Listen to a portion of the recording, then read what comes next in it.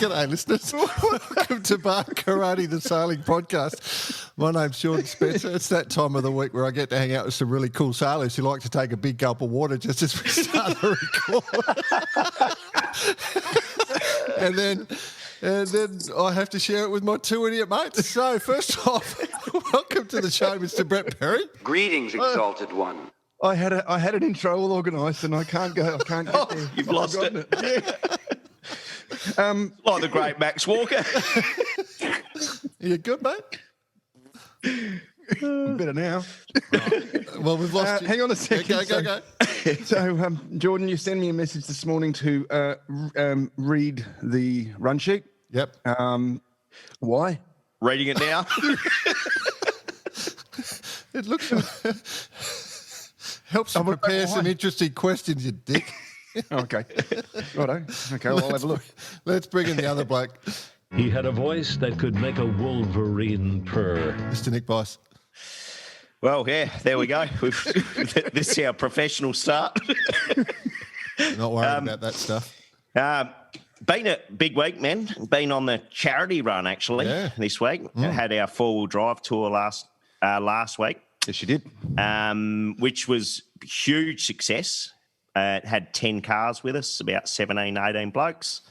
Raised some good money. And then our good friend, Harry Fisher, had his fundraiser for MS on Friday night. And actually, we're recording on a Sunday, and he's finalising his 100 Ks for the month of May today. And he literally, as we speak, I bet you, he's down at the Grange kiosk having a cold pale ale. And a pie. Imagine. Yeah, good work. So raising funds for good charity. Oh, you'll like this though, Jordan. Yes, So Jordo, he was there doing the live feed and stuff, and he's got all his stuff set up and all the overlay graphics and whatever. And then behind me, Nick Bice, second best commentator in the world. I'm thinking he knows who the best is. You want to speak up, Jordan? I'm not saying a word. No, it's actually not you. They just haven't found the best one yet. That's exactly right. Exactly right. No, I saw that. I had a good old chuckle at that one. Beauty. I've got a bit of a story to tell you guys, but I want to bring our guest in first because he's good with the banter, our guest. So I do want to bring in, let's get him straight into the show. We've got... our special guest was actually on episode 7, and we love the bloke. Very important man in the world of sailing on a global level, and great fun to chat to. We chatted to him about himself and all the things he'd done and his business for Ep 7. This time we just want to talk in general with all his reach and all the expertise he has across so many different areas. So we brought him back to the show, just one, because we love him, two, he's locked down and he's got nothing else to do. So we thought we'd give him a bit of entertainment for the day and, have a bit of fun. So welcome back to the show, Mr. Alistair Murray, AM. Thank you very much, Jordan and Bicey and Brett. It's great to be with you. I had nothing else to do today, I can tell you. Except for gulping some water.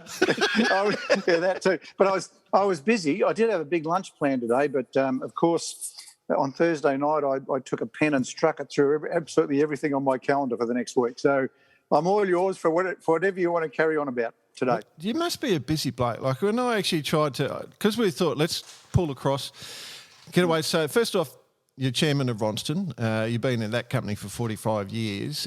Board member and vice president of Australian Sailing. Board member of the Boating Industry Association of Victoria. Board member of ASMEX, which is the Australian Marine Export Group. Board member of Sail Melbourne. Board member of Sail America. Are you just bored all the time? I'm not a member of all those boards still. I'm trying to resign from as many as I can.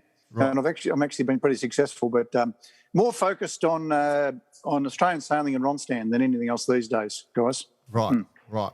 I was going to say there's quite a few lunches there. Looks like. Yeah, I'm good at them too. I'm really good at them. Yeah. Been practicing for years. Yeah. Lockdown, in Victoria last year, lockdown was very good for me physically because I kept riding my bike and I stopped going out for lunches and stopped going out for dinners. And now I'm back on the bandwagon and I'm, I think, 8 kilos heavier and back to what I'm used to. Wow. So the pandemic was very, very good for me. Super Spreader AM, he's out there. He's trying to get it back back into lockdown. Got to get fit. Got to get fit. Oh, dear. All right, well, let's roll into it then. So, What's your story, Jordan? what do you mean? What's this? Oh, my story. Yeah, he had a story. Yeah, story. Oh, okay. It was just of interest. So, that was the you know how you guys like to harp on the fact that I rode the greatest wave ever ridden by a surf ski in the history of the world ever. Well, you did. Well, and got rolled by the biggest wave on windsurfer at the Robe Super Classic back in 1987. And pinned under for like a couple of minutes. No. Robbie Nash still talks about it. That was Marimbula. Rang up the other day. Anyway, Marimbula. Yeah, this there was bang and swell coming through yesterday, and 3 guys hooked this wave that I'm thinking, oh, my hero status is gone because these guys have just hooked the most glamour wave from way out.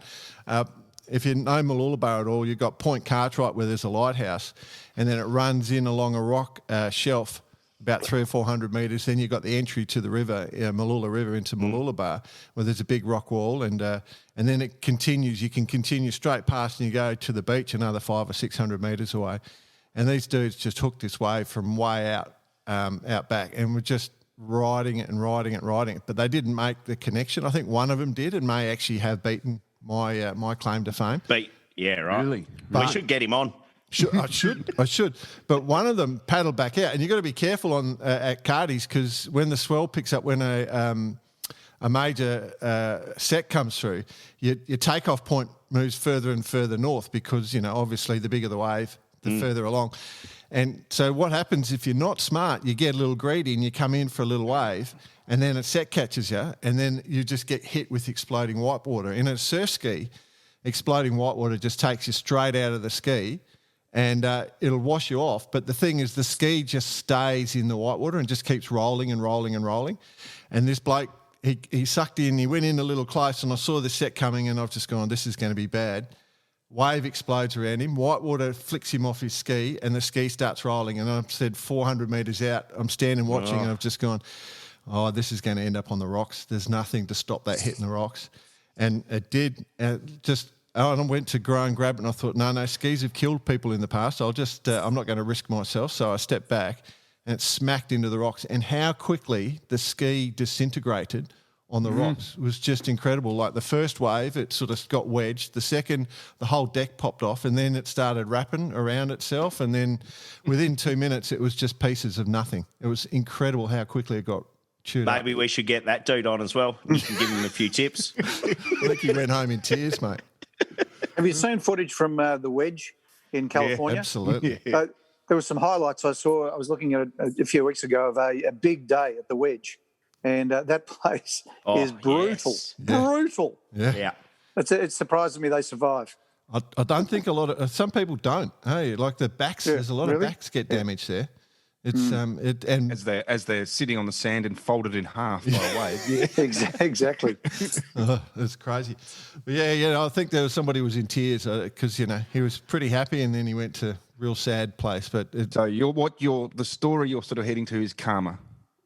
Don't try and take my record. Don't try and take Jay's wave because You're like, he'll go come back south, go south. You're too far north. You'll never get on the face there. Oh, it was glamour. You should have seen it. Unreal day. Anyway, cool. Very good. Hey, Alistair, let's get into... First thing I want to talk about is Olympics. Olympics are coming up. So let's throw it out there. Is the whole Australian team named at this stage or everyone's decided? Yep. Are we sending a full team or are we missing people? Except for the boards. The last 2 named were Jake in the Finn and Nia and Monique in the 470. So Nia Jerwood and Monique 470 women's. Yep. They were the last 2 selected teams. So we're represented in the 470 men's and women, the laser radial, the 49er, the FX and the Finn. Okay. Yep.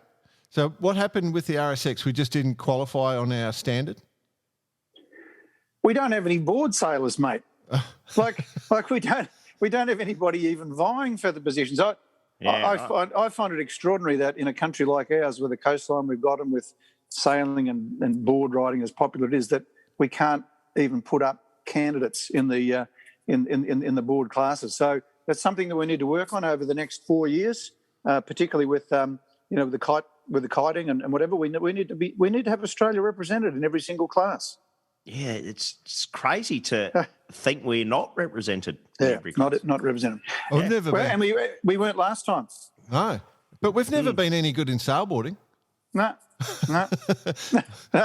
If you look at it from a tell that to Sarah Kenny and Lars Klepich. I think they're probably the two. I think didn't Lars win a bronze? Yeah, no, I'm just joking. All our professional ancient history. Yeah, Brendan Todd, Lars Klepich, Sarah Kenny, the great Sarah Kenny. The lass that did it so many times. Jessica Chris. Jessica, yes. Yeah. I've got a good memory for an old bloke, haven't I? Fantastic. Wonderful. Hey, this is a podcast. No one really knows how old you are. They can't see all my chins. Oh. That new camera angle's working wonders for you. Good one. All right, well, let's be completely biased and look at it from an Australian perspective. How are we going to go?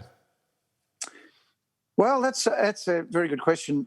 I guess firstly you got to talk about the Olympics happening at all. Great. There's still a lot of people saying, "Hey." I didn't think we were allowed to discuss that, but that's good. Well, we can, and of course, there's a lot of pressure in Japan to not hold them. And I've been reading that 80 to 90% of the Japanese public don't want the Olympics. I've got a really good mate in Japan who I phoned just yesterday. His name's Shoji. He's a really close friend of mine. Shoji stands for slide. It actually means sliding door. So can you imagine being called sliding door as a name? But that's what Shoji is. Which reminds me that I've got another mate in France whose last name literally means manhole cover. So how these people come up with these names in these countries. But anyway, Alistair, say, ask Bicey what his name means in Swedish. Yeah. All right, Bicey, what is it? No, it's a good icebreaker for doing a talk in Swedish because everyone has a little chuckle. And direct translation, I believe, is shit. G'day, I'm shit. We already know that. Nick shit here. Anyway, so I spoke to Shoji and I said, the vibe I'm getting is that, or that we're all getting here, is that Japan doesn't want these games. And he said he believes that's exaggerated. He would estimate that the feeling in the Japanese public is 50-50, that a lot of the Japanese want to see it go ahead because they'll lose less money than they already have if it goes ahead. They see so much is being invested. So, look, I think the Olympics are going to happen unless something dramatic happens in the next few weeks. And it's been a very difficult path for the athletes, all of them, but then they're all in the same boat. Like you can't really say we're at a disadvantage because our preparation was disrupted or we couldn't get the competition we needed or we couldn't, because everybody's faced the same scenario. Sure. And I guess some people will have handled it better than others, and that, I guess, will come out in the results. So as far as Australia goes, look, we won 3 golds and a silver in London. We won a gold and 3 silvers in Rio. So there's 4 medals each. I would love to think we could win 4 medals again, and if 2 of those were gold, I'd be rapt. So that's aiming somewhat below London.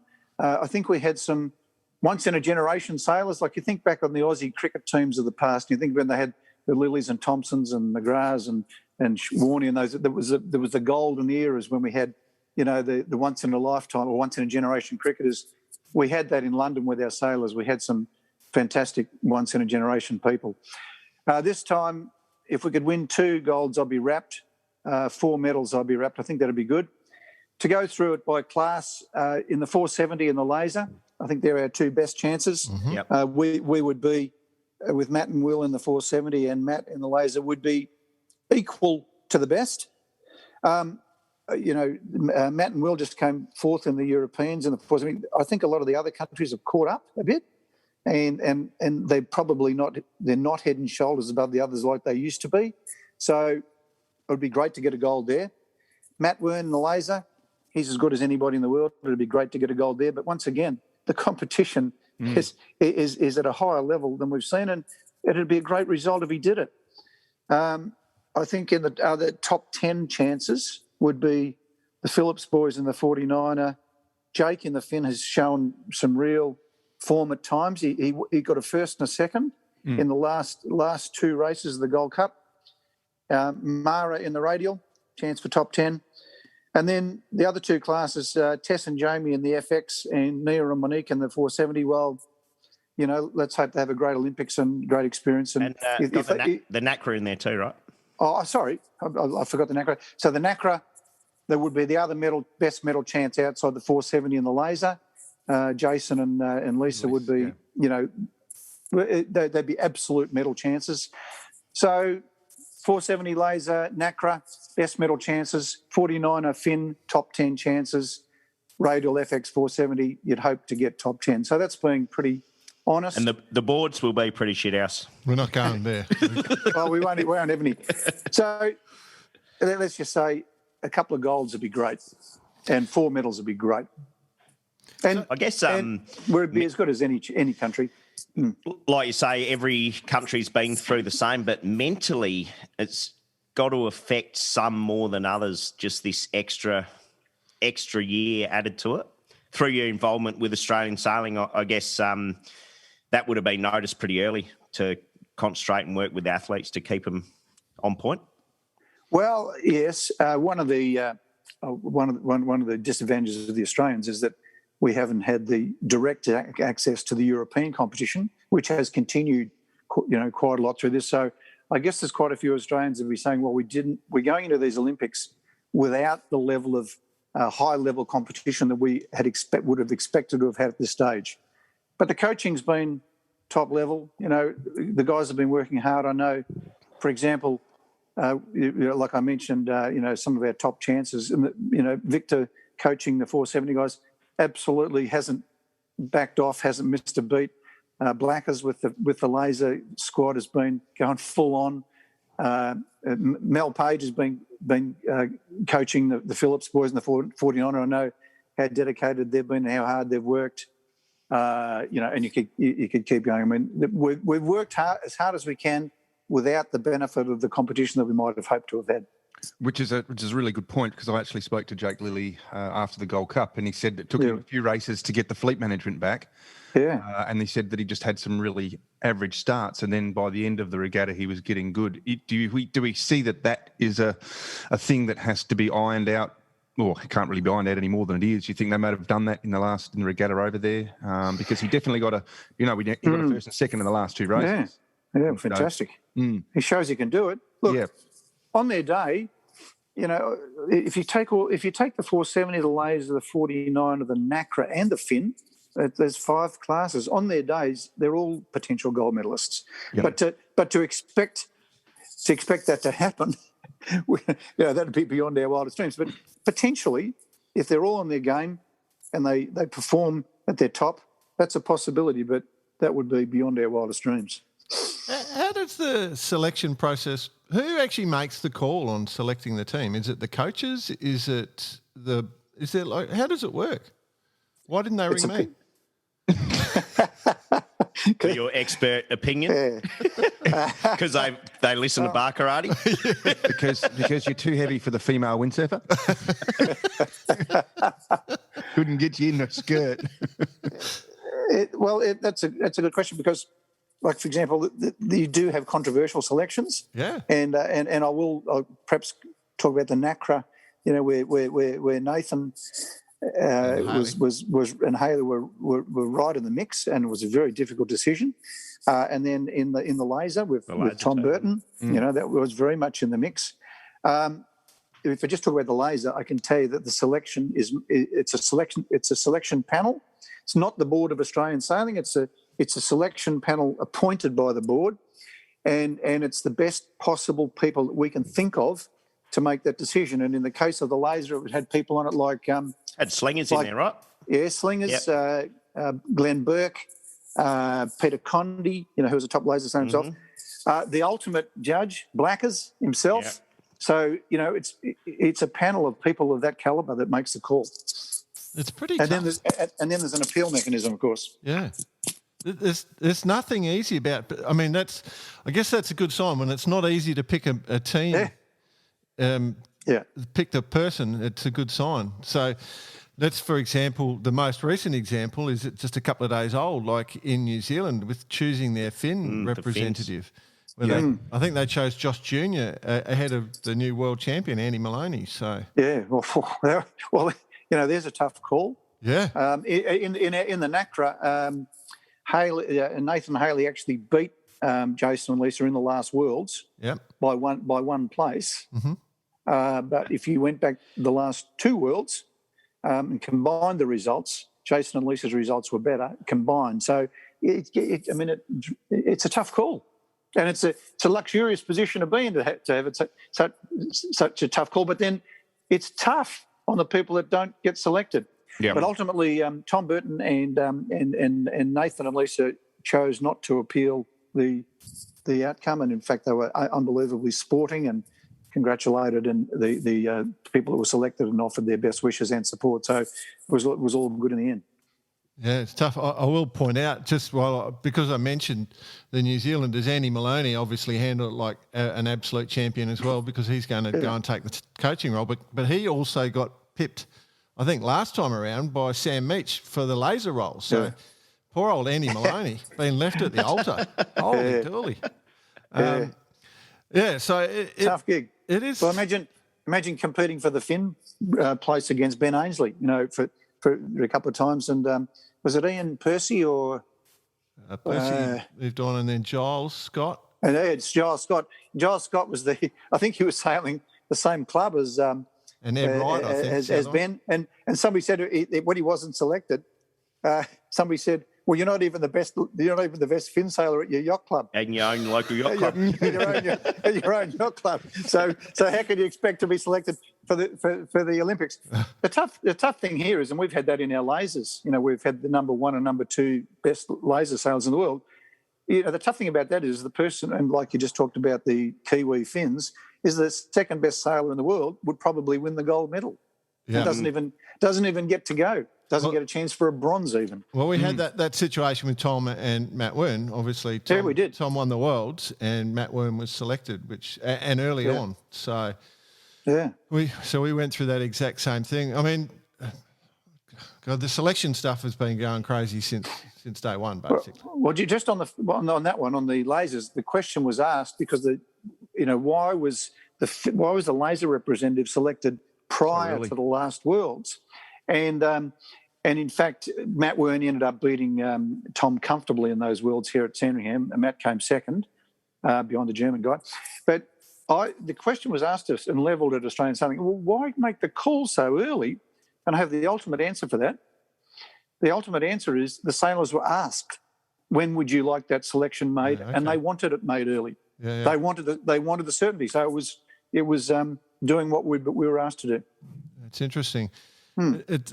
When there's people involved, things become difficult, and we'll probably roll into things or examples of that in a bit. But just going back to that Japan element, obviously the World Cup in Japan, which is due to go June 8, that's now cancelled because of the COVID implications. So is that actually potentially a precursor of what might happen to the Olympics? So, look, Jordan, anything could happen. I really think that if they pulled the pin on the Olympics now, it actually wouldn't be a great surprise to a lot of people. It would be a dramatic decision. It would have a big impact on so many people. But it actually, we're seeing what's happening around the world. It actually would not be a great surprise. So, it could happen. I hope it doesn't. But, it's the health of the world that's got to be the priority for everybody, doesn't it? Yeah. Yep. The postponement flag is still flying, gents. Our favourite. We'll see how many sirens they give. We should have done that T-shirt. That's a cracker. All right.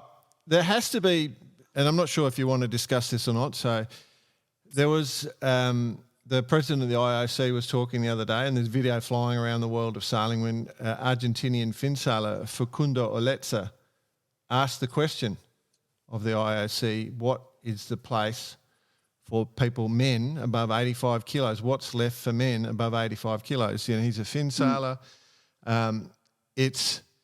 The response was basically that falls at the feet of World Sailing, your organising authority. That was essentially, we just respond to what they nominate.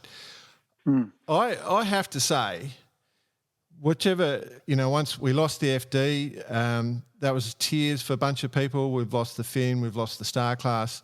The offshore class had a chance. The average size of human beings is growing. This opens up, and again, I'm very cognizant of your position. There's a whole bunch of questions around, one, sailing not reflecting the size of the general population, and there's also some of the boats that are starting to get quite outdated, and we probably should have moved on. But because of the member nation authorities all voting, nothing's going to get changed ever. So, I mean, what do you feel like saying for what I call normal sized human beings? Someone that is well. That's a really tough. Look, the main, and I'm not saying I support this position totally, but the main.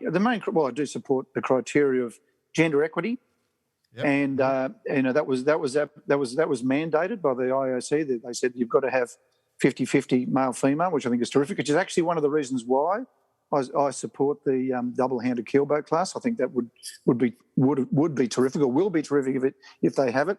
That kind of put the Finn out on the edge to some degree, because there was the 100% male class. Yeah, the gender equality element. Yep. In having to reduce the male numbers to increase female. The Finn was obviously an old class, but still extremely popular and considered by many people to be the pinnacle of Olympic sailing. And in fact, when you watch Finn sailing today compared to when Paul Elvstrom was sailing, it's a different game. They are athletes. They are supreme athletes. Yep. The way they sail those things downwind is phenomenal compared to what they used to there.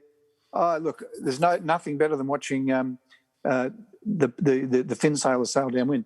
So I think it was a great class, and it's very sad that that the big guys have got nowhere to go. I think that's tough, and it's fallout from a position put to sailing at a higher level to come up with a slate of classes that gives total gender equity and represents modern sailing and what people are doing. I think it's a tough gig and it's a tough call. I feel sorry for them. I mean, in the long run, though, where sailing's going to be gone because we're not reflecting the size of the population. So I get that the Finn. I love the Finn. I reckon it should be in there. But 100% with you on the equity position. Got no issues with that.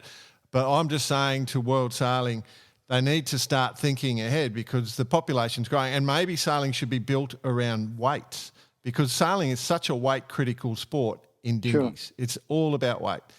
I think, here's my solution. Here we this go. will be good. Stand by. Stand by, everyone. Hang on. Let me hang on a second. I'm just going to get an extra coffee. recording. Just hang on. Getting a coffee. Just World Sailing Committee that makes the decision needs to stand in front of the Finn fleet, so we get a representative number of the Finn guys, just to stand next to them and explain to them their decision. I mean, can you imagine the terror if they let those Finn blokes into the building? They're just 6'6" blokes. Going back to representing sailors in general, whilst the Olympics themselves, every boat is a high cost item.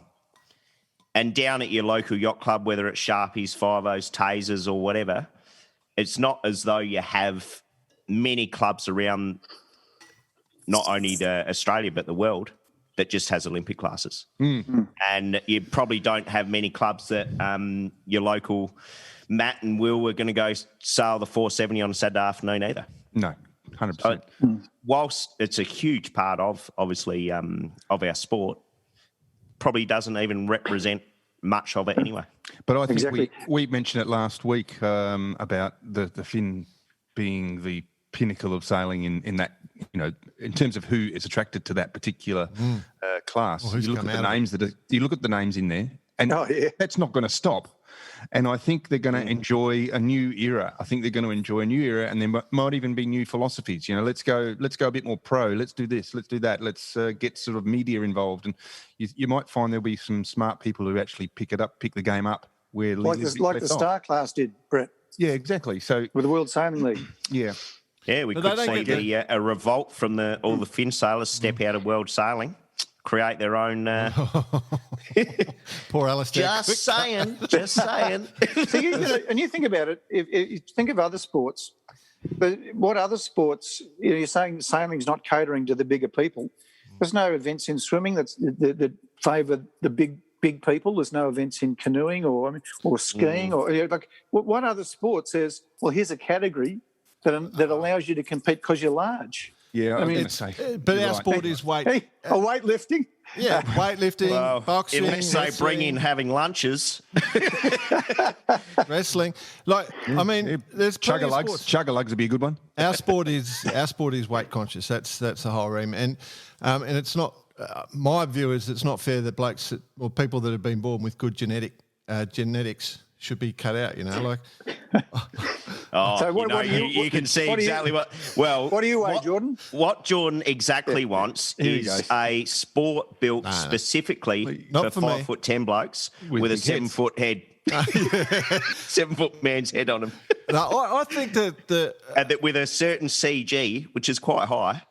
I actually think that the solution with the offshore double-handed offshore was a brilliant solution.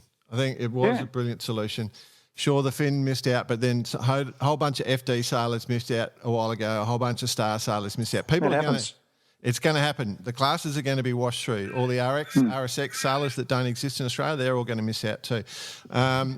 So it happens. But as long as the replacement's smart, that's what I think. And I think with utmost respect to the kite boarding thing, I'm not sure that's the right choice by World Sailing, and I think it's a massive opportunity miss. But I'd love to see the Finn go forever. Is just what I say. Plus, they like our beer, the Finn boys.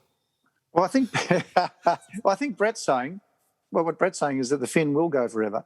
It might lose its Olympic status permanently or temporarily. Well, it's probably permanent. I mean, you can't imagine the Star getting back into the Olympics because it's old-fashioned technology, but it's still a fantastic boat. I've never sailed a Star, but the people that have say it's the best boat ever invented.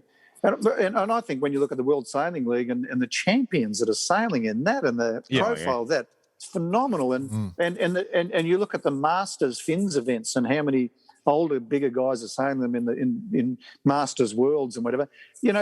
I'm sure the Finn class has a great future. So we look at we talk about pathways a lot, and we talk about how where the end goal is. And let's say over the last 20 years, the end goal is a gold medal. And I think that's changed a lot. I think people still want to win gold medals, but I think in the Finns case, there could be a whole new pathway made up for this become the face of the class, and because technology is so much more powerful nowadays. And you look at how much more reach we have with sailing. And the amount of people would sit down and watch a correctly televised Gold Cup, for example, albeit it's not like the America's Cup or the or the GP, but there are still people who would watch a regatta on TV or televised type regatta with the modern way it's happening. And I think the Finn is a perfect example of something that someone could get hold of and go, you know what, we're going to do a pro tour, and it's going to be 4 events around the world. And at the end of the year, at the end of the 4 events, there's a points world champion. I'll point out a fallacy with all this argument back against what I'm saying is that our pathways, when we actually do coach kids, are designed to produce the next Olympic champions, because that's where our funding comes from. So when we do coaching, if I bring a kid up through coaching and their job is to get them into the youth team to make the youth worlds, pretty much every kid, I can say most kids I've had come through have all ended up too big for the classes that are at the youth worlds, and they don't get to go to youth worlds because they're just too big. And then so they drop out, right? So what's happening is that we're about 15 to 18 age group. We're just dropping, we're shedding kids because they've been brought up to go through this pathway, and then suddenly they size out and they're not competitive, not because of their talent, but because they're too big. So it's just something we need to be aware of. I'm not complaining. It doesn't affect me. But we all on this table love the sport. So that was all. I think it's only fair, Alistair, given your passion for our sport and the passion that you actually 100%, and you said it on our first episode with you, that you're 100% behind that. You believe in building from the base of the triangle, and your big focus is the pathways.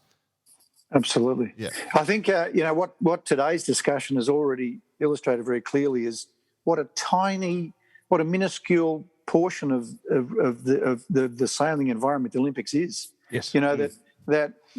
That we've got it, we've got a high performance unit at Australian Sailing, and we want to make sure that it's not just about the Olympics. That even if it's just about performance, I want to see Australia racing in mockers and sailing around the world races and competing again in the America's Cup as Australia. I mean, and winning world championships in classes that are not Olympic classes.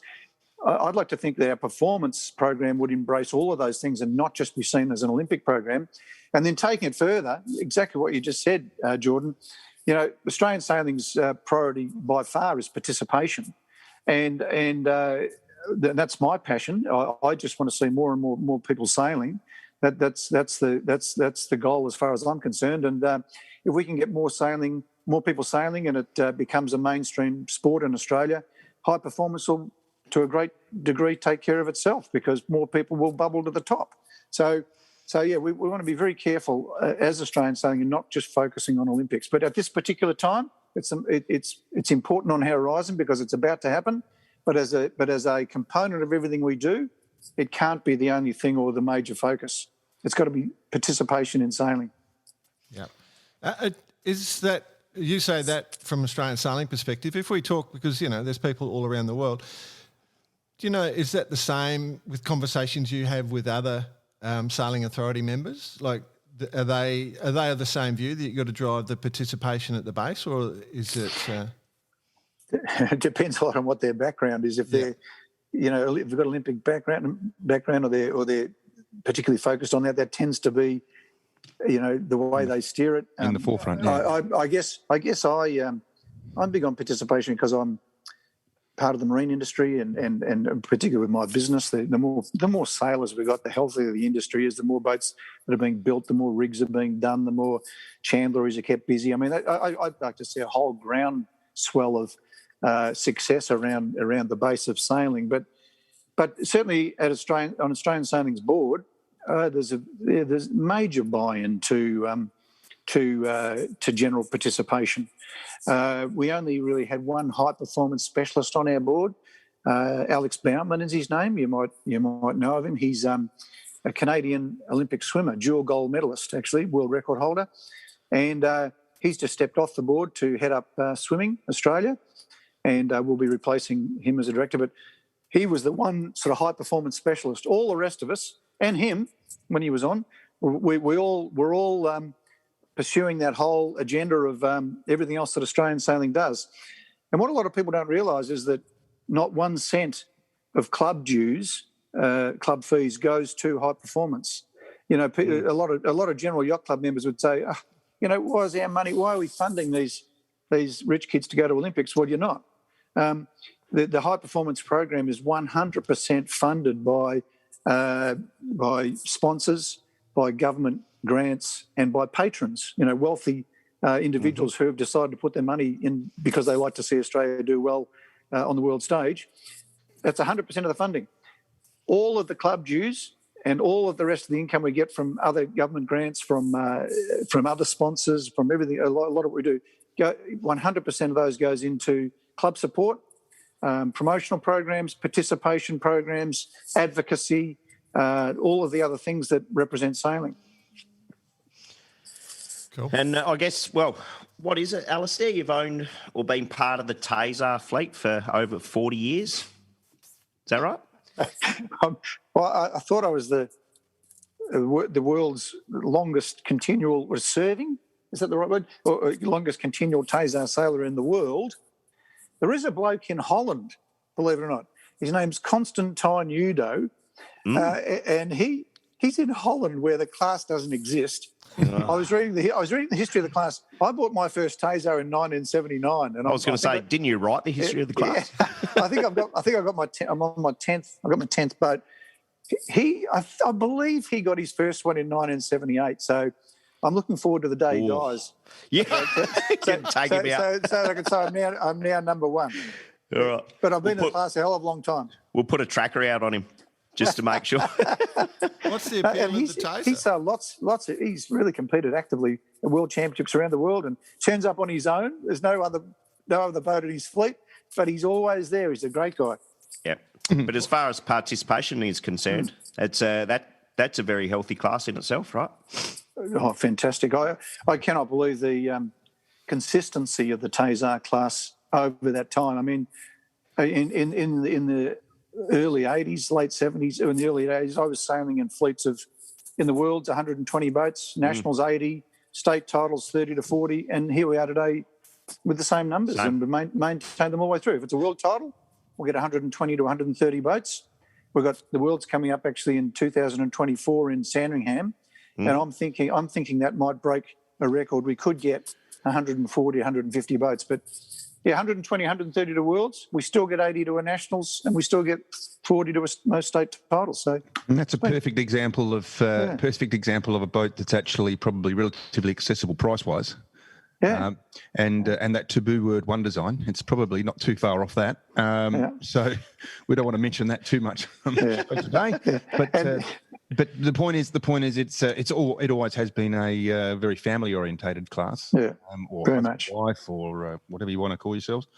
Yeah, I've sailed my Tasar with all of my wives, and actually, sorry, that's only been two of them. I was going to say, is that their wedding present? Get them a new boat. I think I mentioned I did a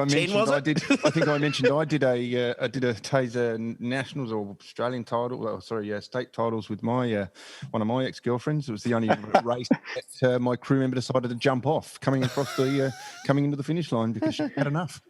So I've got a good mate in the Worlds in Bustleton who came in the top mark, who's under a lot of pressure, and he yelled at his crew. He said, "Ease the jib, Julie! Ease the jib, Julie!" And he said, "Oh shit, it's not Julie." He said, "Julie was his first wife." So then he yelled at her again, and he said, she's so sorry." He says, "But look, ease the jib, Nancy, just ease it." And he says, "Oh shit, her name's not Nancy either." Nancy was his second wife, and then he finally said, "Whatever the F your name is, just ease it, will you?" And that was his actually third wife that he was sailing with, and it took a couple of minutes to get around to getting the name right. Wow. That was one of the good stories at the Ronstown half hour that we have at the end of racing each day. That's fantastic. No, how he feels. Do you think that the actual strength of the class is, and this ties back into some of the Olympic discussion, is the mixed? Quite often it's mixed crews. Oh, yeah. Oh, look, it's the absolute strength of the Tasar class is that it's mostly sailed by male-female combinations, mostly. And when I think about all my Tasar sailing, I've sailed with guys at times, but a lot of it's been with my daughter. Two of my daughters I've raced with, and joking aside, both women I've been married to. I sail with my wife Tracy now, and most of the people we're competing with are husband-wife combinations, male-female, and people sailing with their kids. That's the strength of the class. Yep. It's very cool. I mean, a great little boat, obviously. Plenty of people still sailing them. So, yeah, there's managed to stay up to date. And the longer we go, the longer I sail, I've been in the class for 40-something years, and I get slower every year. And the older I get, the better I used to be, you know. But it's a downward, it's an absolute inexorable but downward spiral, I can tell you. EP, we could probably step away at this point because there's a bit of commonality here. Yeah. The older they get, the better they were. Yeah. Ain't that the truth, mate? Don't you worry about that. But one day you'll get to that age where you're allowed to say that. You don't have to worry about winning anymore, and it's a good time. I'm just out here for fun. That's it. That's exactly. Yeah, you're out there for fun. That's good. No, we're all out there for fun, Jay. Well, one thing you mentioned, Alistair, before we you talked about you want to see with participation you get industry growth, and you get people active. And you were up in Sanctuary Cove, which is a boat show in Australia, and with your marine industry buddies, and actually talked about the state of the union. Let's call it that, so the Americans listening will understand. State of the industry, is it good, or are we dead? Yeah. Well, they roll me out for these events. I was asked to MC the ASMEX conference, which is the annual conference of the industry. The Australian Mexicans. Yeah, that's the one. It's a Victorian thing, isn't it? So the people from Melbourne and South Australia. And it's actually a combination of the Australian exporters and the super yacht industry, because when you think about it, if we can attract super yachts to Australia, any money that those super yacht owners spend in Australia is as good as put your Austrade hat on, Jordan, is an export dollar, is an overseas dollar earned. And so it's really fantastic, actually, that through AMEX, which is a peak body, the super yacht industry works alongside the commercial people and also works alongside the leisure industry people, such as Ronstam. We're all in this together. So this was a conference of all of the marine industry of Australia. It was fantastically well attended. It was held in conjunction with the Sanctuary Cove Boat Show, and which didn't happen last year for obvious reasons. They put it on again this year and broke records. The attendance was, I think there was 50 less exhibitors because people are a bit slow to come out of the woodwork, but attendees was over 50,000, and that's as strong as it's ever been. And I walked the docks and hung out at the show, and there was a fantastic vibe. It was really healthy. There was a lot of positivity. It was really, really good. But at the conference, we had for example, a panel of exporters, and they told their stories. And actually, Pete Dowden, he represented Ronstan, and he was on the panel. And I'd have to say, without exception, everybody at the conference is reporting better business conditions than they've seen in a long time. In many cases, they're saying it's the best they've ever seen. And I didn't hear one story of doom and gloom. It's the industry is incredibly buoyant. Incredibly. I reckon there'd be a weakness like for servicing, though, like super yachts coming into the country and getting serviced. So I think that would be a weak area. But beyond that, everything would be smacking along. It's good to hear. Yeah, that's true. I mean, there's less boats have been able to get in. But look, if you told me a year ago that things would be as good as they are today, I would not have believed you. If I just relate the Ronstan story, it's very similar to what a lot of the other guys in the industry are saying. April, May and June last year were as tough as we've ever seen, and we went into meltdown mode there. Sales were down about 50%, and we thought, this is Armageddon. What are we in for here? But from July the 1st, the beginning of our financial year, through till now, it's just been an extraordinary run. It's been that whole people wanting to invest in home-related leisure pursuits with their family around them. They're not spending money on going overseas. They can't. A lot of them are cashed up from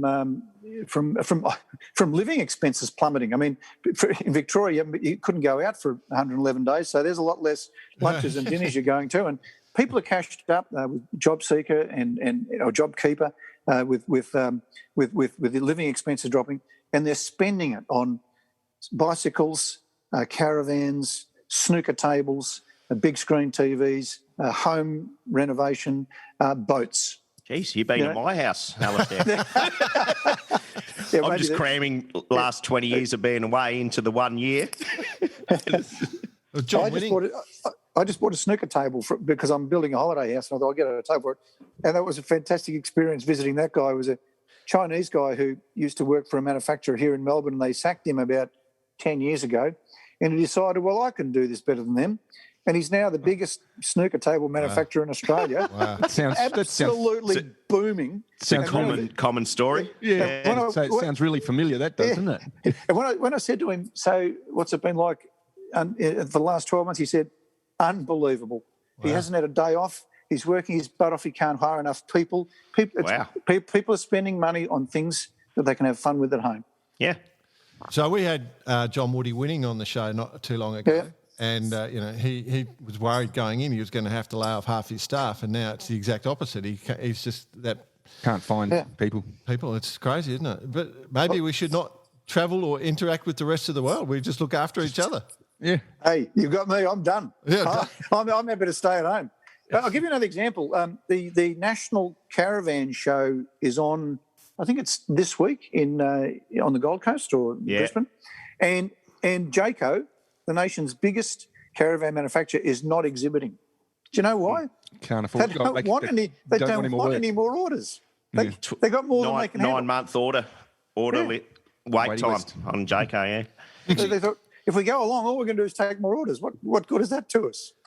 So I must admit, Alice, that's something just popped into my mind. How many trade shows do you reckon you've been to in your lifetime? Well, one example is the METS, which is the Marine Equipment Trade Show in Amsterdam. Yep. That's been going for 35 years, and I've never missed one until 3 years ago. But so that's one show. There's 30. There's 35 right there. That's just one show. Look, it's many hundreds of thousands, over 1,000. Yeah, I don't know. Get a sore back at the end of the day. And which is the best one? Oh, that's a great question. So the best one for the industry is METS, because it's trade only. Yep. It attracts about 30,000 people, so it's not the biggest in terms of numbers. That's the best trade show because you see your customers from all around the world. No matter that's where I go to meet my customers from Australia. I go to METS and METS, like, right? people like Whitworths are there and whatever. For the public, the biggest show in the world is traditionally Dusseldorf, and that's attracted as many as 400,000 people. The Genoa Boat Show in Italy, as many as 350,000. Yep. So they're probably the biggest public ones. You've got to dress up for that one too. You've got to dress up for that one. You can't go dressed as an Aussie to the Genoa Boat Show. Get the loafers on, Jordan. They could certainly pick us. Well, they could certainly pick us in Italy. And in America, the best show is the Annapolis Sailboat Show, which is great. Sure. It's public, but it's sailing, and that's got the best vibe of any show, I think. So that would be my top bracket. METS and Annapolis. And that's where Peter Harkin does the roll call, right? If you're not in the bar at McGarvey's at 10 p.m., oh, mate, you're sacked. I'm impressed. I'm impressed, yeah. Peter and I have closed that bar often. In fact, we've closed many bars often.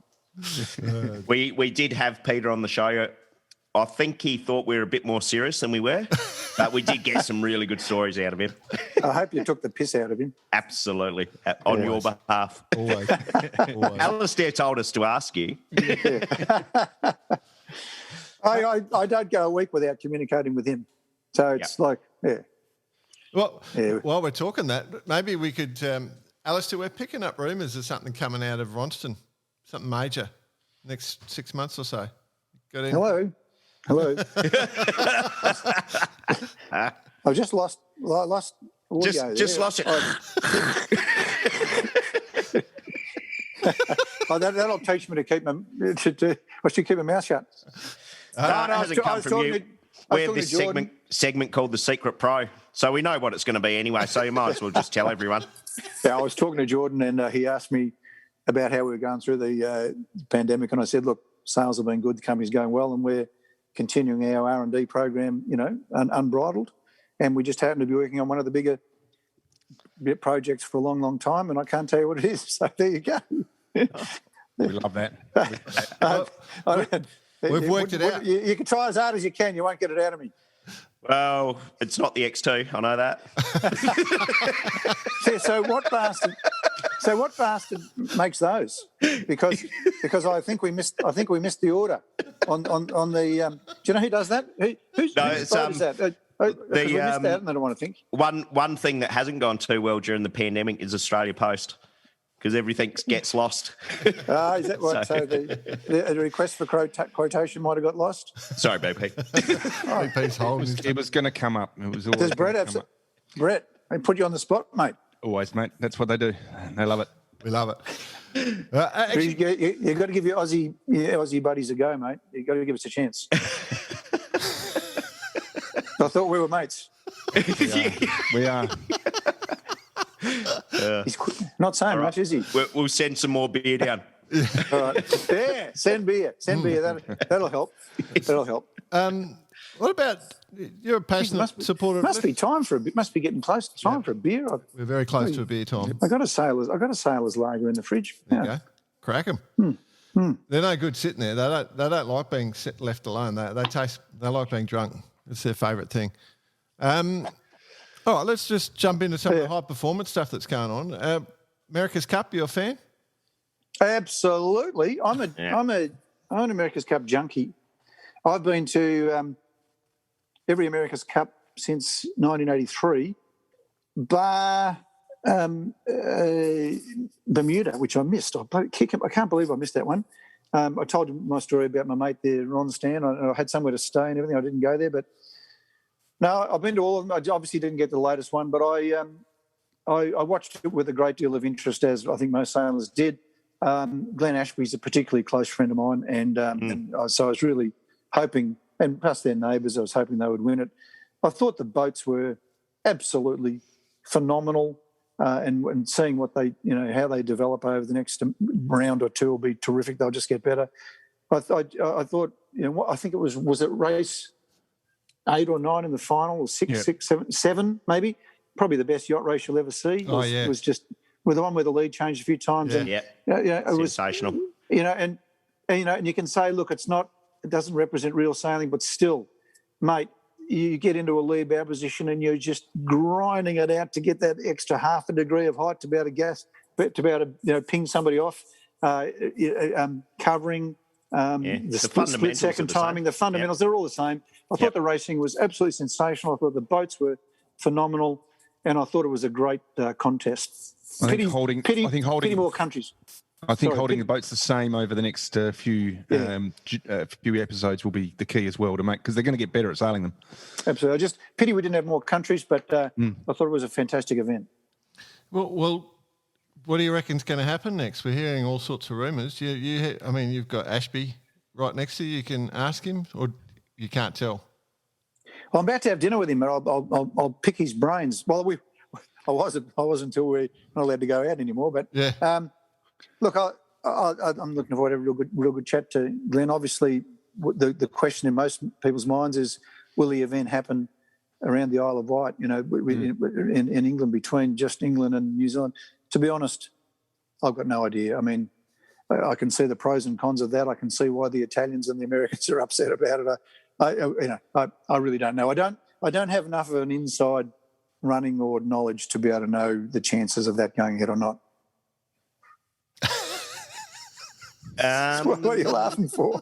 There'd be some pretty serious discussions going on in the back rooms, wouldn't it? Oh yeah, I can see why they'd want it to happen. I can see the merit of it, and I can see why the people that are excluded wouldn't like that. But absolutely, hey, it's got some attraction, hasn't it? Everything. America's Cup. It's always the way, though, isn't it? It's always controversial. It's always something. There's always something. But I love it. I really love it. Did you ever? Did you ever think, that would be me one day? Did you ever get to that stage as a young lad, or were you just always focused on? Well, that's a good question. I think, when I was like 15, 16, well, I've got to tell you, I don't know if I told you this before, but my hero, my sporting hero is Sir James Hardy. And it stems back to when I was listening to the radio. It was probably the wireless in those days, boys. As a teenager, when the America's Cup was happening in Newport and Sir James was over there, representing Australia. And, I probably at that time thought, well, I'd love to sail at that level one day. I was really blessed to get to meet Sir James later in many forums, actually, including the International Sailing Summit that I was running. I'm now proud to call him a friend. We're good mates, and I just revere him. He's a great guy.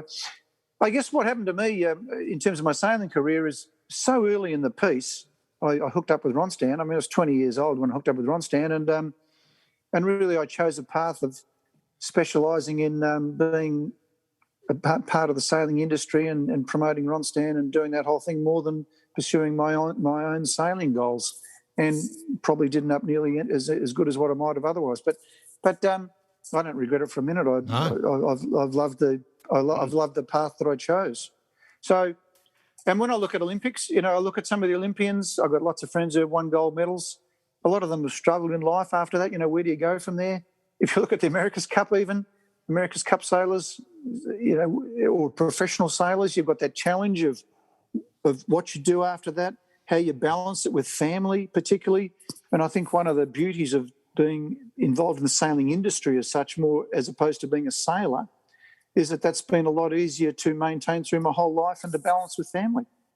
So it's had its positives for sure.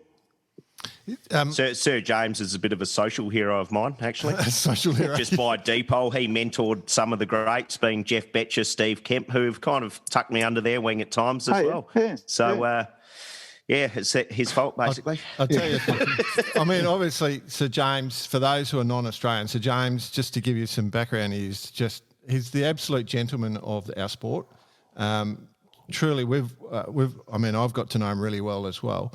And he was Australia's first ever sailing world champion. 1966 won the 505s World Championships at Brighton Seacliff, beating Paul Elstrom into second place, just so you're aware. So it was the first... With Pip Pearson sailing with... correct. With Paul. Absolutely, that's correct. With Paul steering from the wire.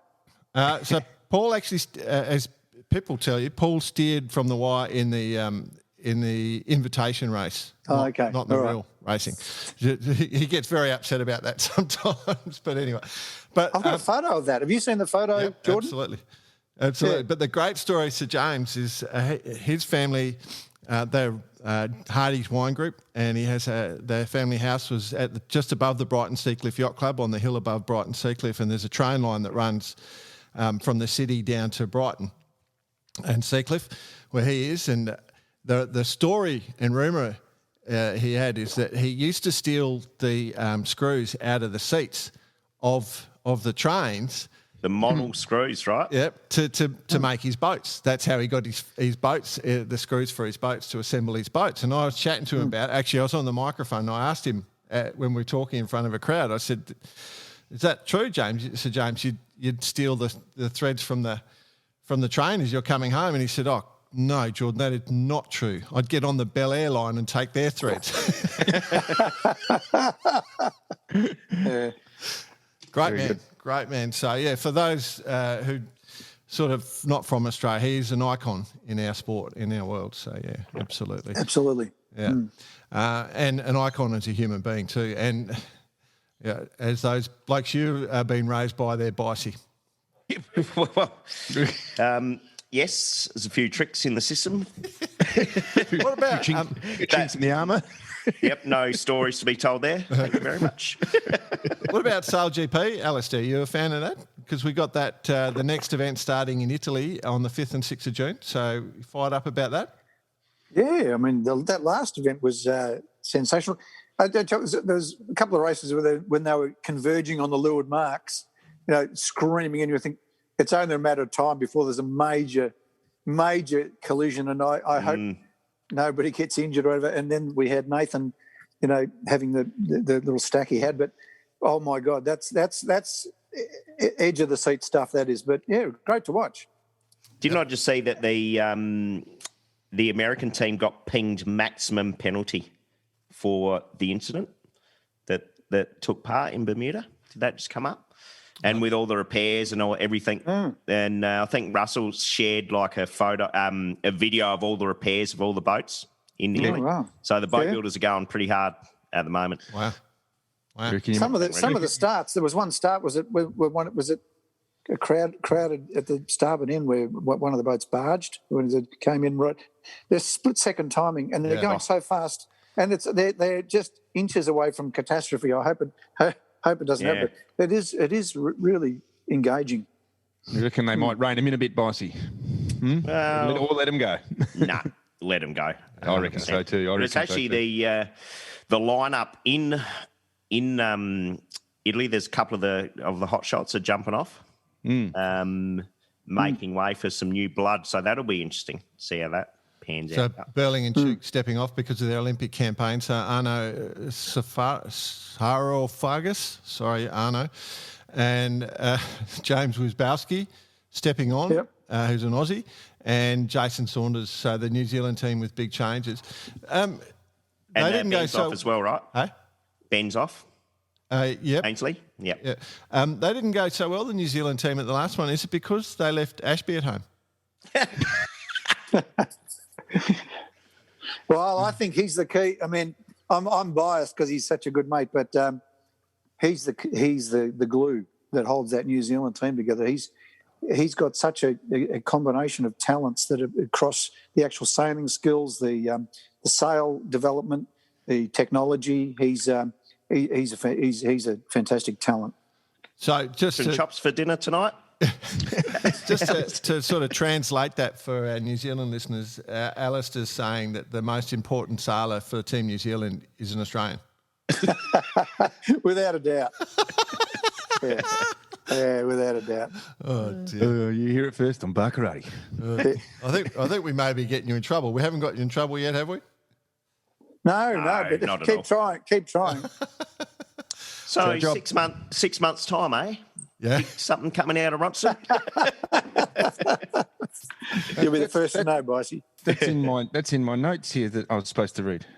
There we go. Yeah, right. So what's happening, Alistair, in 6 months' time? We're getting. Okay, I'll tell you. We're getting into sail making. There you go. Nice. Yeah. Nice. Yeah. Don't believe that for a second. Yeah, bit of tent making. The old tenties. Oh, we're getting into boat building. We get it. That's the other field that we've always Ice boats. Yeah. Somebody once told me that if you want to make $1 million in boat building, invest $2 million and get out fast. Correct. So the rumour... BP, take notes. Yeah. Don't worry. The rumour is, and this is true, I've got a book of it. The rumour, Alistair, is that Ronston are launching their own fittings and slides for the ice boat industry. Going to take over the ice boat industry. Damn it! You're onto it, Jordan. Yeah, you're onto it. Yeah, we're going to target those lakes of Wisconsin. Yes. Exactly. The final ring now. Sunday Remind night. us when the pallet of slides is heading over because we need to chuck some beers on. That's right. Yeah, actually, we'll put our beers. Bill will be chasing those beers pretty hard. What about? Did you guys watch the start? Just a general conversation to everyone. Did you watch the start of the Ocean Race Euro event? Started about the middle of the night last night, or 10 o'clock last night.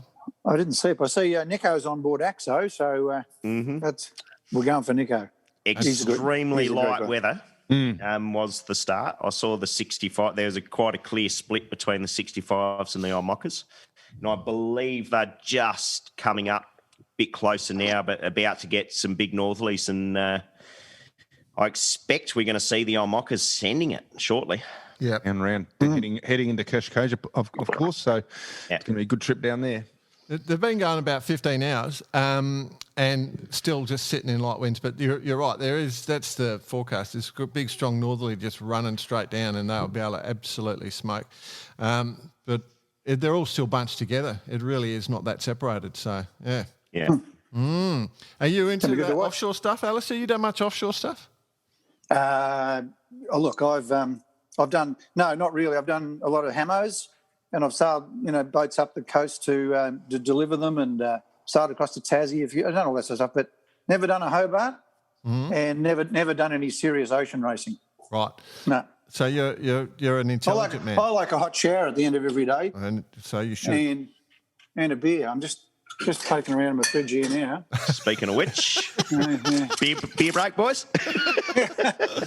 I can't find a bloody sailor's lager. Jesus. I thought I was going to do the right thing by there and pull out a cold sailors. So drunk them all. JP's drunk them all on you. They're all gone. Oh, we can fix that. Well, That's a good sign. We can fix that. We can fix that for you for sure. Locker 3, Sandringham Yacht Club, 10 cartons. I thought I was going to drag one out there, and I just absolutely can't find one. So I'm quite upset. Now I must have drunk them all. Oh, that's a good thing. That's a good thing, yeah. There's always more. Oh well. Yeah. Cool. All right. Well, we might call it there, Alistair, because you obviously got a thirst on, so we might let you go on. Well, I'm hydrating because I'm allowed out for 2 hours a day, and this morning I went out on the bike and did 50 k's up and down Beach Road. We're only allowed to go 5 k's from home, so I'm wearing a groove in Beach Road. Wow. And you don't like the wind trainer? You got to go outside. I absolutely go outside when I can. Yep. I prefer that. I've got a have you heard of the Wahoo kicker with the full gas kicker. setup? Mm-hmm. Yep. With the full gas, I find that's fantastic because, like compared to Swift, the full gas is actual footage, Oh, and so okay. so it's people have gone out and filmed the ride. Yep. And so when you're riding, you can see you're riding past other cyclists or they're riding past you. You can see the flags flying. It's actual footage, so it's like being a cycling tourist. Yeah, okay. sure. That sounds and cool. getting fit. So I love that setup, and I've got that. But I, given the choice, I go outside. Yep. Fair. Well, BP, you were just saying before we started recording that with the Japan World Cup cancelled, that there's the, what do they call it? The virtual race, Rio to Virtual Tokyo. race, Rio to Tokyo. So maybe, that sounds like good. Maybe we've got to go and do that and film it and sell them the footage. Hey? And then that way they can get real footage of the Real ocean. footage, okay.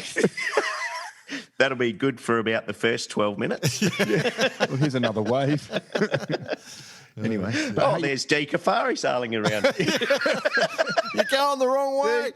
Wrong one of us. One of us is going the wrong way. No, you're right. Yeah, so that's the virtual regatta getting involved with the Olympic Games. So I guess if they can't go and do the World Cup, all the competitors will get on board that and go and do that. But so, Alistair, now, this is true. This is our honest belief. This is the serious part. The serious part, the honest belief. Ronston has developed its own virtual race. regatta. Keep the conjecture. The virtual keep the conjecture platform. going. Yeah, you're on to me. Actually, all of these things that were brought up today, we're actually doing all of them. All of doing them. all- Yes. Wow. So you've been right. You've been right on every count so far. You're a very sharp group of guys, I can tell you. The only thing I've heard with the Ronston game is that if you play, a boat with the name Stringers always wins, and you can never beat that. You know, String. Of course, mate. Well, hey, he's a Tasar sailor. Yeah. He sails with his son William. Yeah. String's been with us for about 25, 30 years. He's an eccentric character, great guy. One of the best people at Ronstown. Yeah, he's a great guy. Sailed 5-0s, of course. 505 sailor. That's it. Oh, that there explains we it. go. Yes, yeah. Back in that route again. And the 505s are going to Bermuda next, hopefully. Yeah, that's correct. Jordan. Yeah, yep. Because I put Quirky in touch with my mate Ron Stan over there. Oh, yep.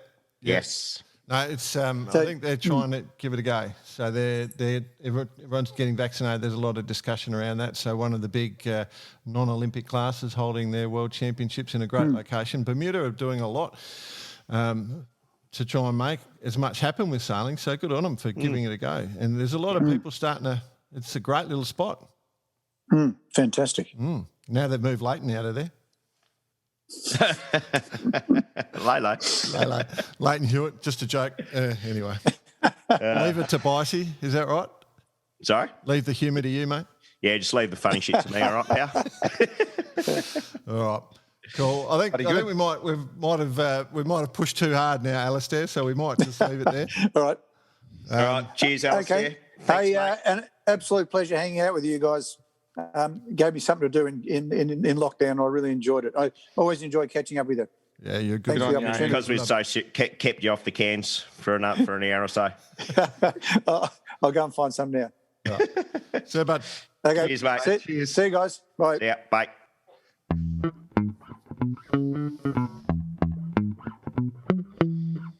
Alistair Murray friend of the show, friend of sailing in Australia, friend of sailing worldwide, friend of everybody that meets him. His favourite word is mate, and we just love the bloke. Like everywhere you meet him, it's automatically laughing and fun. Full of enthusiasm, having fun. Yep. Pretty much why he's part of the show. Yeah. He's like He's part like of the an show. old pair of jeans. Part of the show. What the? You were searching for something there, weren't you? I apologise, Alistair. Richie Beno.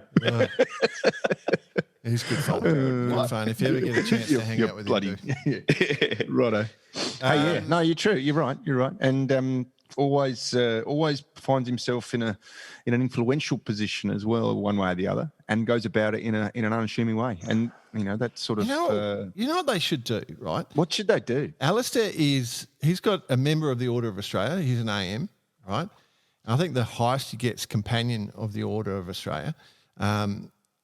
They should make him a companion and then make him Governor of Victoria. Governor. Oh.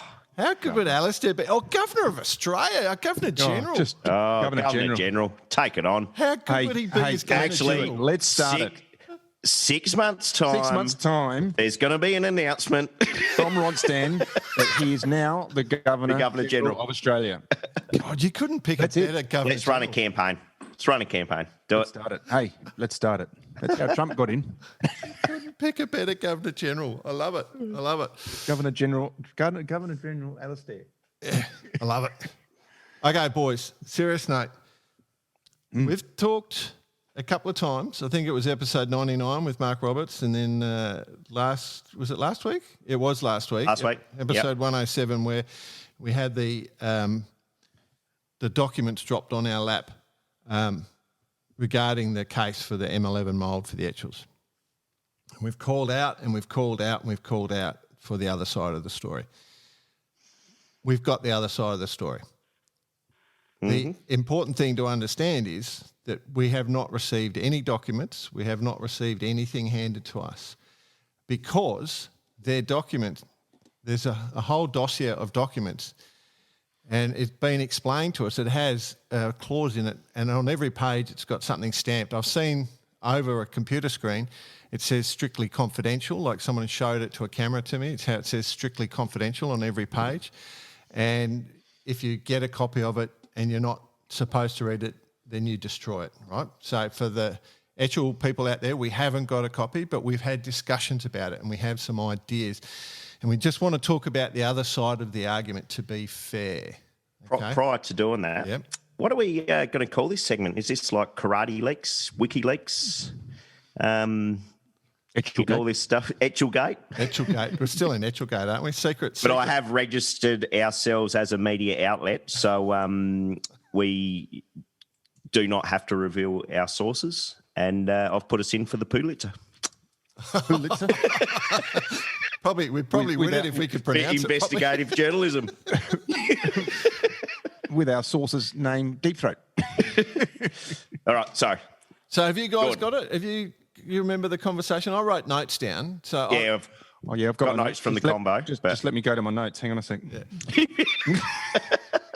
Yeah. So if you're listening and you're from their side, somebody gave us a call, and they don't want to reveal who they are, but they did talk about it, and I made notes as they were talking. So if you're a listener, this is just how I wrote it down. So it may not be quite what's written in the dossier, okay? But the gist, I guess we're trying to give you the gist of their argument. Is that fair?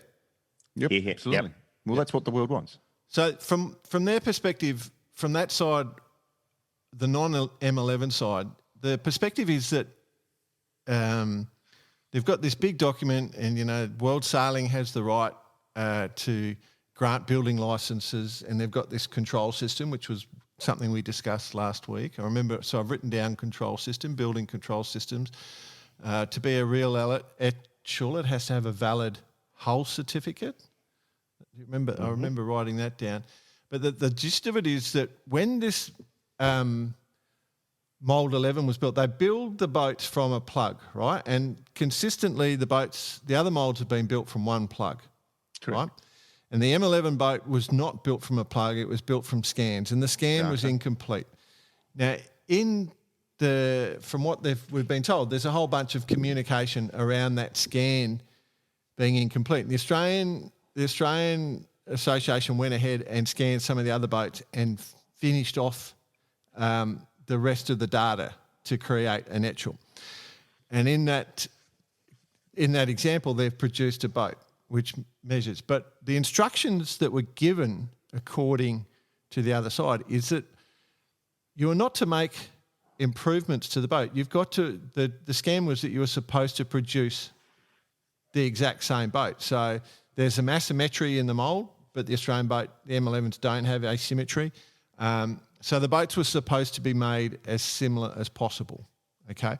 And their argument is that this didn't happen with the M11 boats. The M11 boats are fuller in the bow, fuller in the stern, they're flatter at the garboard area, and therefore they've got a longer waterline and supposedly quicker.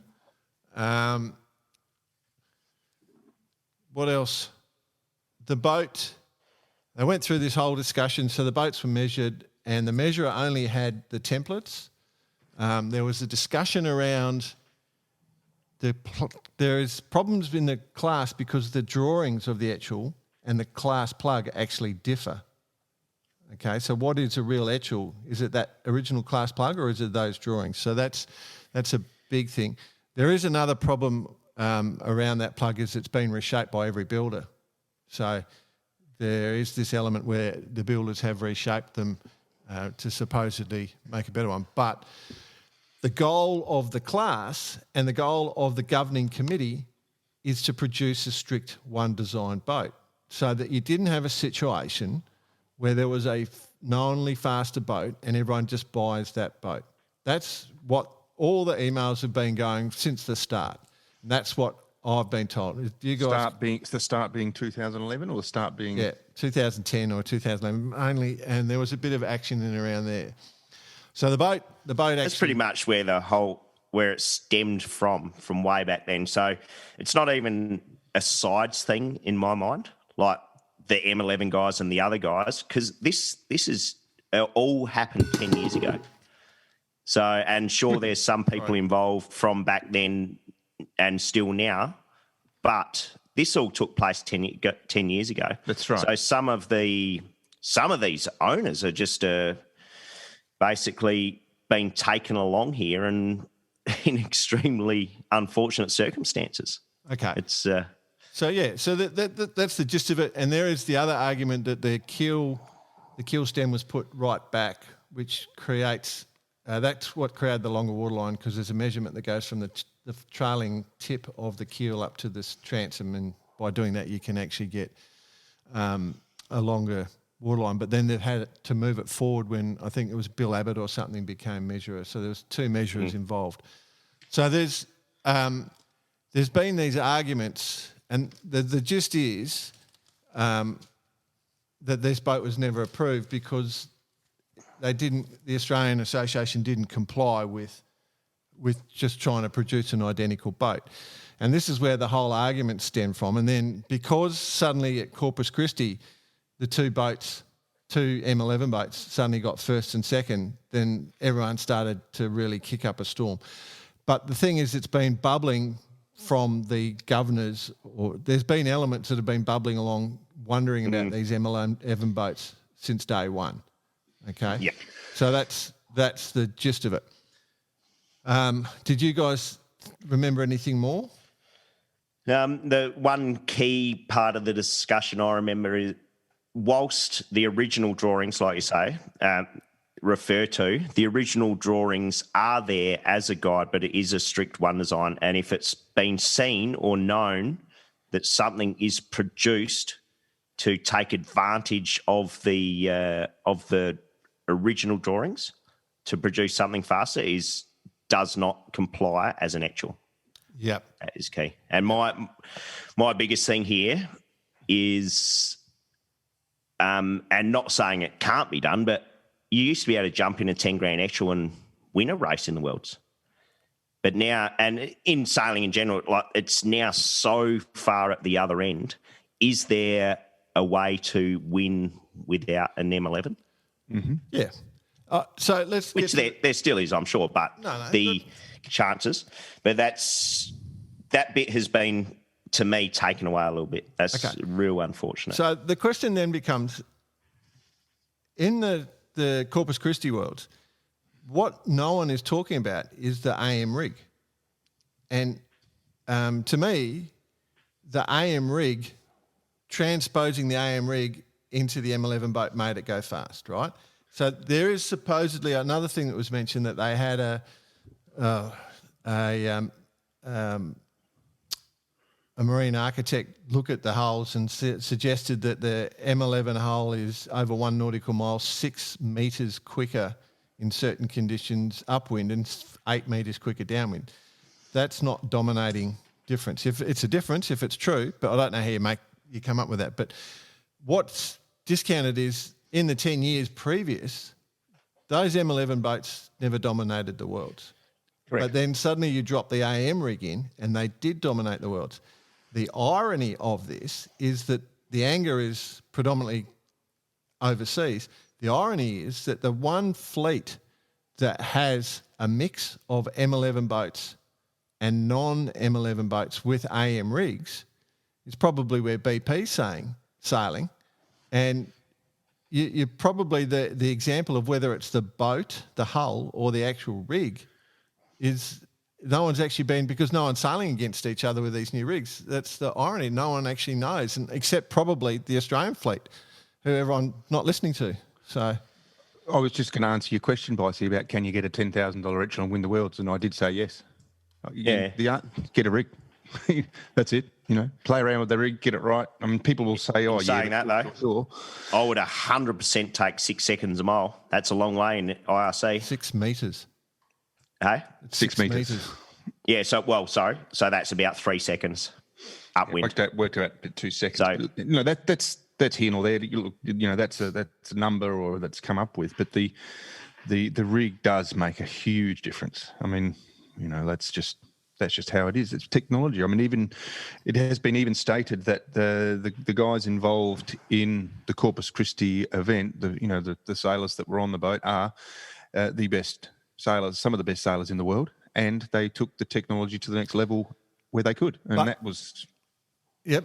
The goal to make the classes one design as possible, and that there's no difference in build, and that you can go to any builder, so you just go to your local builder. That's valid. I mean, that's a valid argument, and that's what every class should be aiming for. So if the M11 boat is proved to be too different, then something has to happen. And what the class has decided, and this is the other conversation point, what the class decided was, well, they've got 1,400 and something Etchells out there currently. We've got 24 or 25 M11 boats. Let's just fix the problem now and get rid of the M11 boats. And then we don't devalue all those other boats. And that's the argument, is that they don't devalue all those other boats. So what's the next step here, boys? Okay, well, the solution is this. The problem, genuinely, I don't care who, as long as people are going sailing, that's all I care about. So the solution is, if they can't just throw the M11 boats out. I mean, because they gave them measurement certificates, it went through the rules, they've been, unless you compensate them, I would suggest if every M11 boat owner was said, all right, you can't sell your M11s anymore, but here you go, here's your money back, and you go and get another boat, they'd all be fine.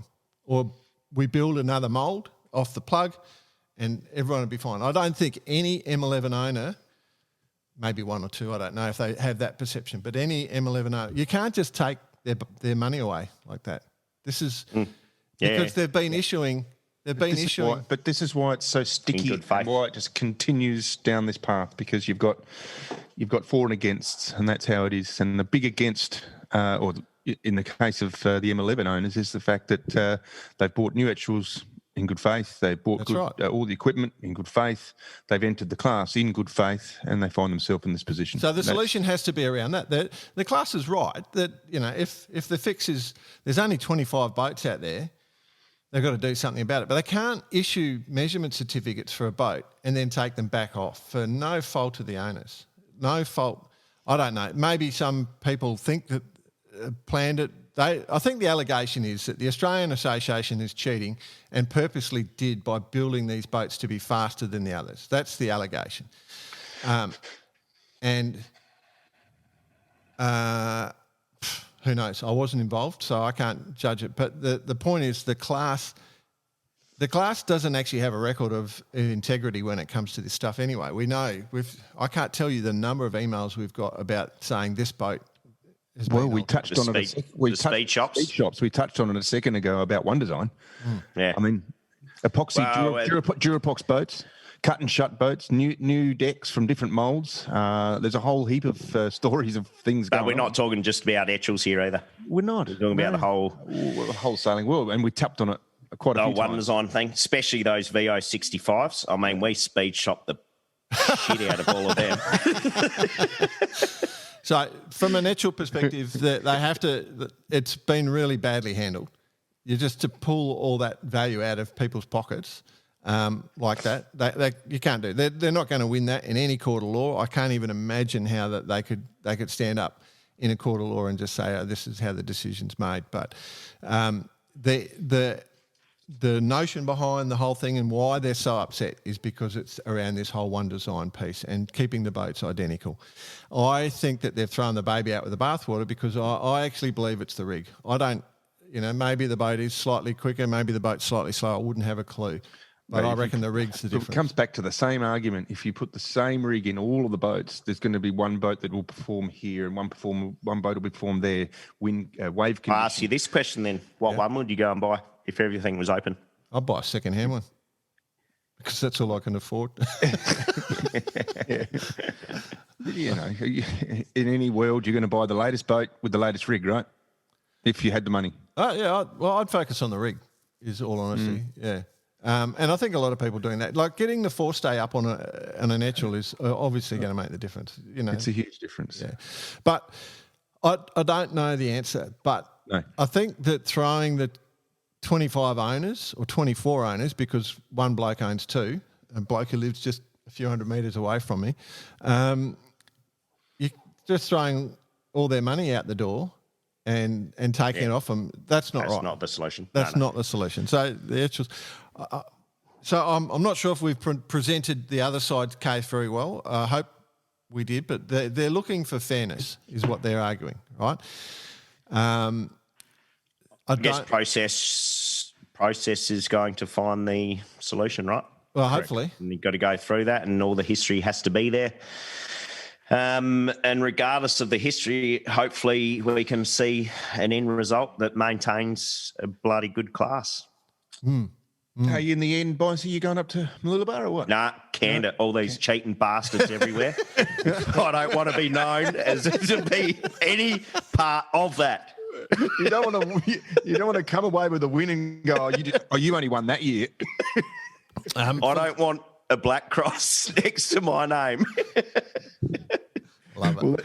For the actual sailors that are coming up. That's a good way to end that topic, though, Jake. It's a good answer. For the actual sailors coming up, I've kept a few cases of the Sailors Lager. We've got a few, so if you want some, it's just hunt me down. Don't beat me up for anything I've said over the Etchells. But we've got you're gonna have to watch yourself, mate. Hunt you down, yeah, that's what they're going to do. Hey, no, we're let's move on. Let's keep moving. Let's go. Listener of the week. Listener of the week it's old mate. Definitely going to old mate Tristan Beatty, old Trisso. Tristo. Old Bates. Old mate. Batesy, yeah. Batesy. So, TB. So what we got this week? Hey, lads, Tristo here. Loving the podcast from Ep3 when I thought, how is karate and a bar connected to sailing? And how much more educated am I now? 23% more. That's how much. Unlike you guys, I did manage to get a VX1 campaign up and going. Bravo. And going What are you saying? What are you saying, mate? And I need a few beers to get us around the sticks over the winter down here in Vic. How do I get my mitts around a few loose octopuses? Yeah. Side note, on their new kite for next season, thinking an exact replica of the graphics that's wrapped around the aluminium cans. Well, Tristo, no worries. She's an open source artwork, so that done for you, as has our mate John Schaefer in Annapolis. And as for those octopuses, we had a few discussions during the week. Tristo from Vic, he was about to head down, grab his beers, but lockdown got him again. So once lockdown's open, Lock 3 Sandringham Yacht Club, just go and grab him. You'll be right, mate. Cool. Tristo, good on you. Well congratulations, Batey. Tristo, TB or Batesy. Beto. It does. We should actually. Let's do this next week. Can you send us in an email for the best nickname you've heard on a boat? I was hoping you were going to go down this path. Did you see what I sent you? Did you see what's going around at the moment? Yeah. Oh, my God. No, tell me. You didn't see it? Oh, it was sort of a bit hard to explain. You'd have to catch up with it. What was it? The Sniper's Nightmare. A nickname. How did you get the nickname the Sniper's Nightmare? Well, he's got one leg shorter than the other, and when he walks, his head moves from side to side. Come from the guys over in New Zealand, The Rock, which is based on from the Lad Bible. There's been a bit of a skit that's gone viral. Thank you, guys. You've made my week. I've watched it 20 times. I might watch it again in a minute. There's some crackers on there, Bicey. I'll send you the link. There's actually, actually on that. So on Friday night at Harry Fisher's show, Derek McManus gave a talk, and he, in the early 90s, shot 14 or 15 times within 5 seconds. This guy? Yeah. Yeah, came out. Nickname, Sprinkles. Sprinkler. When he has a drink of water, it goes everywhere. Hey, Man, before we go, TP52's cancelled. Yep. Is it? First one? Cancelled Valencia. Yep. Yes. Because of COVID?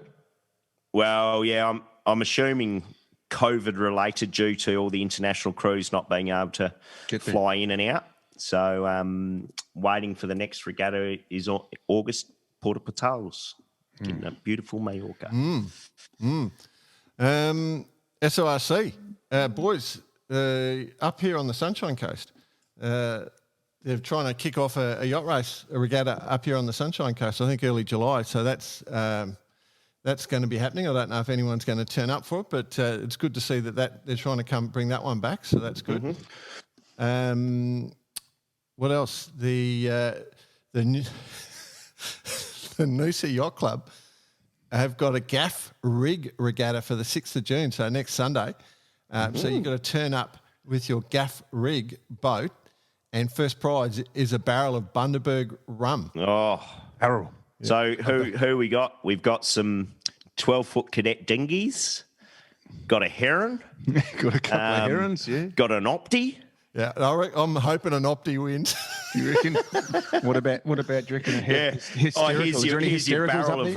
your barrel of rum, Tyson. I'm only 12. Okay, share it with Dad or your mum. All right, cool.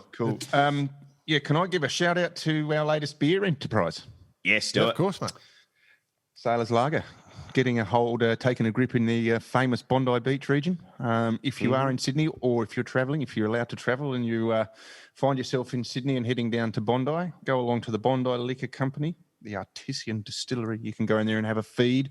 You can have some nice local homemade gin and whiskies, etc. But you can also get a Sailors Lager. Yep, bravo. From our good mate, Adrian Etchells. Yes. Was in there yesterday. Really nice little setup right there in O'Brien Street, 15 O'Brien Street. And it's right, basically stone's throw from the beach. Really nice atmosphere. They've got a really cool setup there, and that's going to, hopefully for them, goes gangbusters. Perfect location. Yep. And Sailors Lager are going to be there.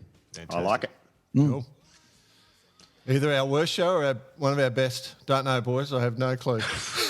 We never do. Every week. We say that. I was going to say that's the other motto, isn't it? I hope you still listen to us and love us.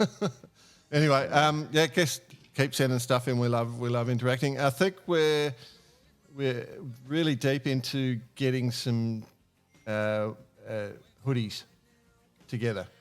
And here you say on your run sheet stickers.